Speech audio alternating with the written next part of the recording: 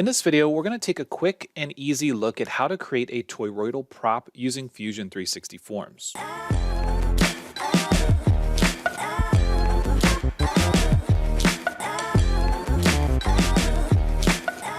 Hey everyone, this is Matt with Learn Everything About Design, and in this video, we're going to tackle a topic that has been a pretty big buzzword lately, and that's toroidal props for quadcopters. These things have been all over, and it's not really a new design. However, recently MIT has been doing studies on different design variations to reduce the noise, which is honestly the worst, the worst part about flying these drones, especially if you live in a neighborhood. So what we're going to do is we're going to talk about how to do this with forms in this part of our Fusion Forms Mastery series. So this is going to be pretty straightforward, I hope. If you haven't followed some of the basic forms videos that are in the series in the previous, 47 videos, then I would definitely suggest that you look there because I am not going to cover all of the basics, but we're going to look at the ways in which we can do this. Now, this is not the only way. I'm going to try to talk about some of the pros and cons, but let's go ahead and get started. In a new design in Fusion 360, we're going to start by just making a hub with a circle. I'm going to make it 50 millimeters. I don't really have a dimension that I'm looking for. And let's go ahead and extrude it up. Let's just go ahead and do 50 as well. So now that we have the basic hub of our prop or fan or whatever it is, now I know 50 millimeters is huge, but it doesn't really matter for this example. All we're looking at is how to create the geometry. We're going to start the create form. Now, there are many different ways you can do this. I've seen some basic versions of these using cylinders and lofts and things like that. And I actually did record a video that I haven't released on doing this with solids, surfaces, and forms. But I want to talk about more complicated shapes because those are much harder to do with traditional tools like sweeps and lofts. So what we're going to do is we're going to start with a plane. I'm going to start with in this case, a front plane. And I just want to start by creating a rectangle. Doesn't really matter where it is, but I want the width and the length faces to just be 1. This is just going to give me a single rectangle. I can use edit form and I can put it about where it needs to be. I'm going to scale it down because we're going to start pretty narrow. I'm going to put it up near the top and then I'm going to rotate it. Now when I'm rotating it, what I'm doing is I'm thinking about as the propeller rotates, this is going to be the section where we're essentially creating the lift. We're pushing the wind down. I'm going to move it off to the side a little bit. And then from my top view, I'm going to rotate this a little bit as well and just sort of position it.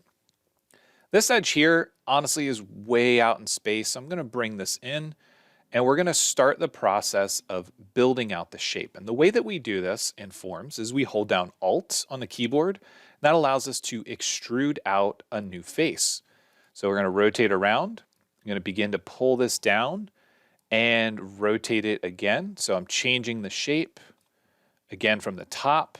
I'm going to go ahead and rotate it this way, hold down Alt, extrude out a new face, rotate it. I'm going to scale that face down because it's going to get pretty narrow near the end.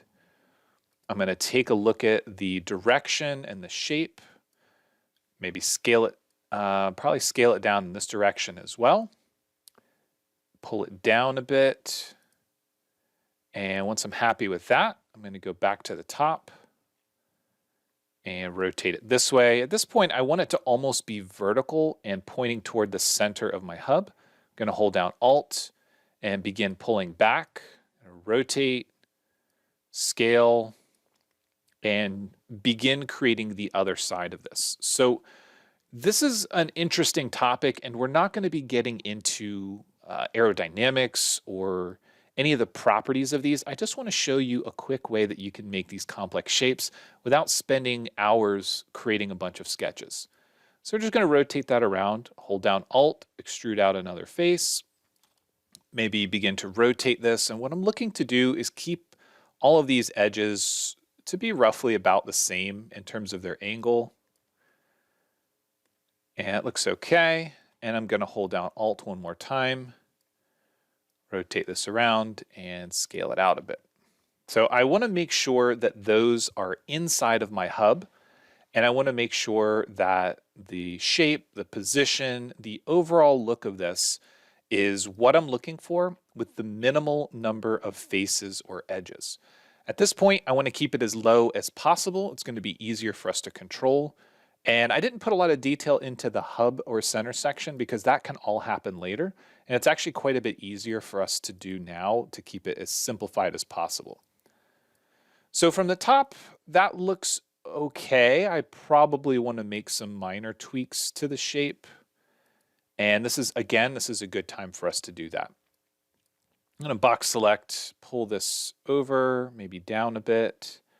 And really what I'm looking for is the left and the right side are essentially a mirror of each other. It's not a true mirror, but essentially a mirror of each other in terms of the layout.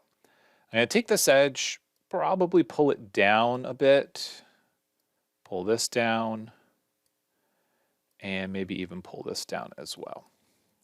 So that shape for us to define in sketches would be pretty tricky. It would be pretty hard for us to do. So now what we're going to do is we're going to take that and we're going to copy it.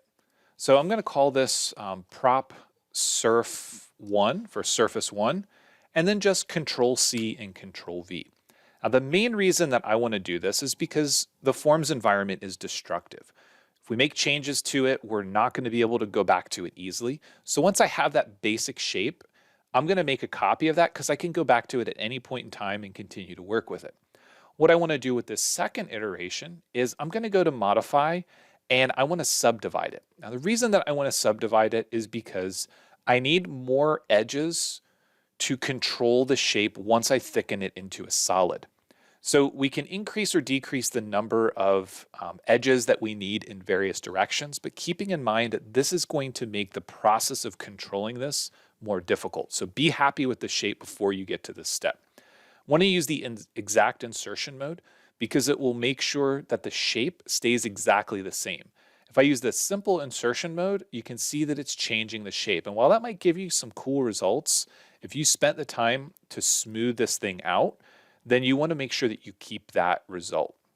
So what I'm doing is I'm adding a lot of edges in this direction, in the length direction, because once I thicken this and I used a soft edge, which doesn't have creases, it's going to want to round those off. And the more edges I have, the better control I have. I'm going to double click on this one. I'm going to use modify and slide edge. I'm going to take it out just a little bit. I'm going to right click and repeat that. I'm going to do the same thing here, just to get those a little closer to the edges, and then modify and thicken.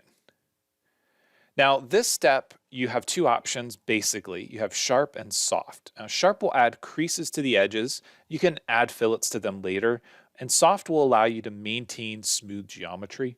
The direction of normal or an axis, we really don't have an axis choice here because this shape is so twisted, so we have to use normal.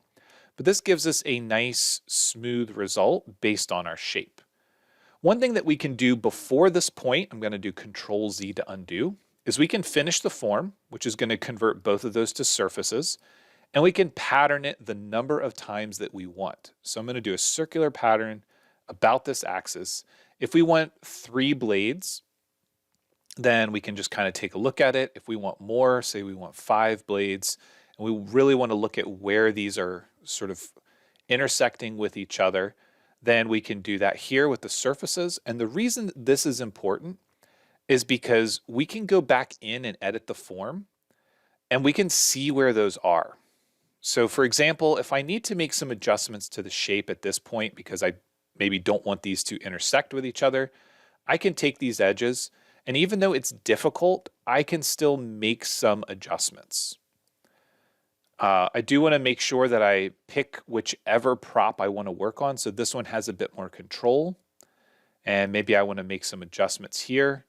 If you find that you're having trouble controlling the shape, you can always select and delete edges as well.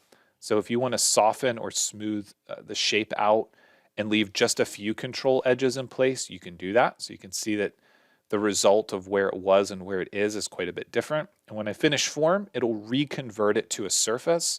And now you can see there's a bit more of a gap between where those edges were. Now, this is not necessarily going to be used. So I'm going to delete that pattern. I'm going to finish the geometry, which in my case, I want to take this edge and just move it up slightly, and then I want to use modify and thicken. And once again, the reason I'm doing it here is because one, we'll then have control over the inside and outside individually, and two, we can keep it relatively smooth. Now, the reason why having control over the inside and outside individually is nice is because we can make adjustments. So for example, maybe I want to take these three edges and I want to add a little bit of a lip or a thicker section right on the edge. Maybe I'm trying to direct the air a certain direction. It still keeps it relatively smooth. And maybe I want to do that same thing on the inside. So I'm going to grab that edge and just make a little bump or a change to the geometry. Once I finish the form, it's reconverted to a solid body. And now I have that complex geometry that would be, once again, really hard for us to do any other way. I'm going to do a section analysis just so we can see what that looks like. You can see that we've got this sort of variable thickness where it's getting a little bit thicker toward that trailing edge. Same thing down here. And you can see that there are some potential problems with curvature we would need to play around with. And this is partially because I removed so many edges down here. You see that we don't really get that same sense up here. So once again, I can always go back and I can insert some additional edges. I'm going to go the other way using, in this case, I'm going to use the simple insertion mode because I already sort of messed up the shape. And I'm going to go into box display. Box display is a good way for us to really hone in on the geometry. It allows us to make sure that the underlying curvature is okay. I'm just going to move things around ever so slightly. These are topics that I've covered sort of in all of the other videos, so I'm not going to dive too deep into it here. And once I'm happy with my results, then I'm going to go and do my circular pattern. I'm going to pattern that around the axis. Originally, we did this for 5 instances. And now we've made a pretty complex set of blades that otherwise would be really difficult for us to define and certainly really difficult for us to adjust. All we need to do is combine, turn off keep tools, the hub, and then I'm going to add each of these to it. We'll say OK. Now if you want to go back with something like a fillet, you can see here, let's go to 3.5. I'm going to hold down Control, select each of these as we go around. Try down here, see if we can get that same fillet down there. Looks pretty good. That'll give us a lot of strength at the hub. And it should be one more right there. And there we go. And that is all there is to it. Now, obviously, this is just one example. There are many different ways that we could create geometry, but this gives us a really nice way to use our forms tools, which gives us a lot of flexibility to tweak and edit and adjust the design without having to spend the time to create a bunch of offset planes, to really sit there and drill down and define each sketch profile. Because honestly, at this point with these types of designs, there's a lot of experimentation that's still happening.